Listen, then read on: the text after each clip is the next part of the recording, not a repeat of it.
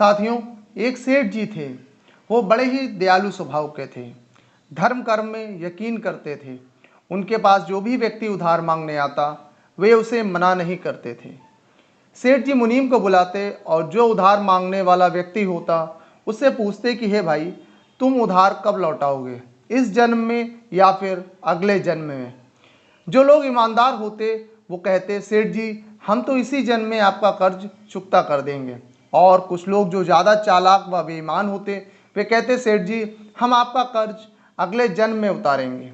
और अपनी चालाकी पर वे मन ही मन खुश होते कि क्या मूर्ख सेठ है, अगले जन्म में उधार वापसी की उम्मीद लगाए बैठा है।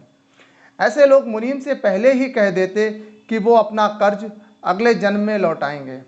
और मुनीम भी कभी किसी से कुछ पूछता नहीं था। जो जैसा कह देता मुनीम वैसा ही बही में लिख देता था। एक दिन एक चोर भी सेठ जी के पास उधार मांगने पहुंचा। उसे भी मालूम था कि सेठ अगले जन्म तक के लिए रकम उधार दे देता है। हालांकि उसका मकसद उधार लेने से अधिक सेठ जी की तिजोरी को देखना था। चोर ने सेठ से कुछ रुपए उधार मांगे। सेठ ने मुनीम को बुलाकर उधार देने को कहा। मुनीम ने चोर से पूछा, भाई इस जन्म में लौटाओगे या अगले जन्म में? चोर ने कहा, मुनीम जी मैं यह रकम अगले जन्म में लौटाऊंगा। मुनीम जी ने तिजोरी खोलकर पैसे उसे दे दिए। चोर ने भी तिजोरी देख ली और तय कर लिया कि इस मूर्ख सेठ की तिजोरी आज रात में ही उड़ा दूंगा। वो रात में ही सेठ के घर पहुंच गया और वहीं भैंसों के तबेले में छिपकर सेठ के सोने का इंतजार करने लगा। अचानक चोर ने सुना कि भैंसें आपस में बातें कर रही हैं और वह चोर भैंसों की भाषा ठीक से समझ पा रहा है। एक भैंस ने दूसरी से पूछा, तुम तो आज ही आई हो ना बहन? उस भैंस ने जवाब दिया, हाँ आज ही सेठ के तबेले में आई हूँ।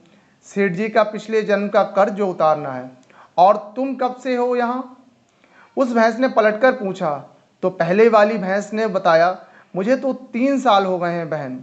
मैंने सेठ जी से कर्ज लिया था यह कहकर कि अगले जन्म में लौटाऊंगी।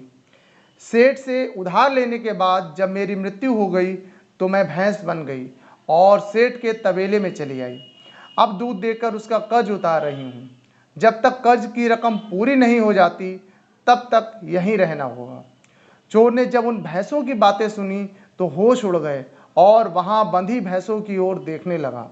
वो समझ गया कि उधार चुकाना ही पड़ता है, चाहे इस जन्म में हो या फिर अगले जन्म में उसे चुकाना ही होगा। वह उल्टे पांव सेठ की घर की ओर भागा और जो कर्ज उसने लिया था उसे फटाफट मुनीम को लौटाकर रजिस्टर से अपना नाम कटवा दिया। साथियों, हम सब इस दुनिया में इसलिए आते हैं क्योंकि हमें किसी से लेना होता है तो किसी को कुछ देना होता है। इस तरह से प्रत्येक को कुछ ना कुछ लेने देने के लिए, हिसाब चुकाने के लिए आना ही पड़ता है। इस कर्ज का हिसाब चुकता करने के लिए इस दुनिया में कोई बेटा बनकर आता है तो कोई बेटी बनकर आती है, कोई पिता बनकर आता है तो कोई माँ बनकर आती है, कोई पति बनकर आता है तो कोई पत्नी बनकर आती है, कोई प्रेमी बनकर आता है तो कोई प्रेमिका भी बनकर आती है, कोई मित्र बनकर आता है तो कोई शत्रु बनकर आता है, कोई पड़ोसी बनकर आता है तो कोई रिश्तेदार बनकर आता है। चाहे दुख हो या सुख, हिसाब तो सबको देना पड़ता है क्योंकि ये प्रकृति का नियम है। साथियों, बात बिल्कुल सत्य है कि हर व्यक्ति को अपने कर्मों का हिसाब देना होता है। प्रत्येक व्यक्ति के शुभ और अशुभ कर्म रहे होते हैं। दूसरे व्यक्ति के साथ में कभी किसी ने किसी का भला किया होता है तो कभी किसी ने किसी का बुरा किया होता है। तो उन कर्मों को पूरा करने के लिए, चुकाने के लिए इस संसार में प्रत्येक व्यक्ति को आना ही होता है। और यही सारे रिश्ते बनते हैं, कभी पड़ोसी, कभी बेटा, कभी पति, कभी पत्नी। इन सारे रिश्तों के माध्यम से ही हमें उनका कर्ज चुकाना ही होता है। यही कर्म का सिद्धांत है। साथियों, अगर वीडियो अच्छा लगा हो तो वीडियो को लाइक और शेयर ज़रूर कीजिएगा और चैनल को सब्सक्राइब करके बेल आइकन को ज़रूर प्रेस कर दीजिएगा ताकि आगे भी बनने वाले वीडियो आप तक पहुंचते रहें। जय जय श्री राधे।